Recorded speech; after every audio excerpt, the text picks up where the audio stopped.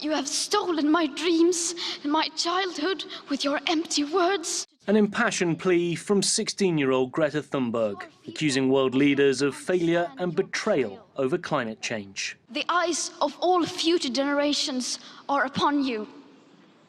And if you choose to fail us, I say we will never forgive you. We vote tomorrow. We strike today. The youth movement has gained considerable momentum in the last year.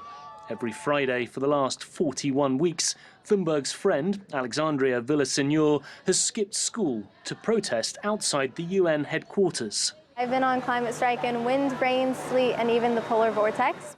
At 14 and too young to vote, she knows it's her voice that counts. It's very frustrating seeing decision makers make policies because I know it will firsthand affect my generation.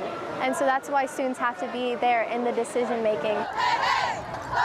On Friday, millions of young climate activists around the world in an estimated 185 countries marched to demand change, ahead of Monday's climate summit at the UN. This is not a climate talk summit. We have had enough talk.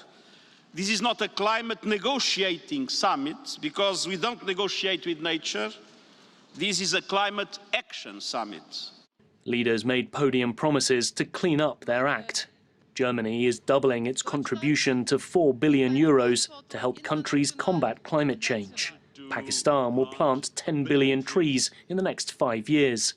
Turkey's President Recep Tayyip Erdogan pledged to reduce plastic bag consumption by 75%, while continuing to focus on clean energy.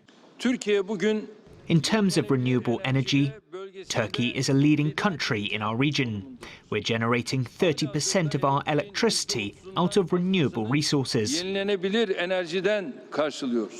US president dropped in to listen, but made no commitments.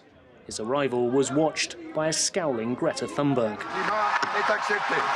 And if this climate summit sounds familiar, that's because it is. The Paris Climate Agreement to reduce emissions was approved in 2015 and signed at the UN a year later. This climate action summit is meant to speed all of that up. The UN wants countries who've made pledges to now follow through with them. They've talked the talk, now it's time to walk the walk. Experts say a dramatic shift is needed.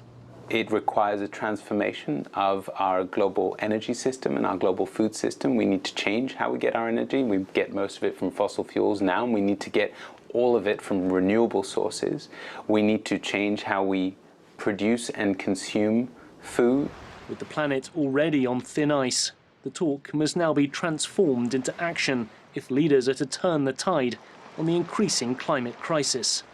Outside the UN, Alexandria's pledge is to continue striking until those changes are made. Nick Harper, TRT World, New York.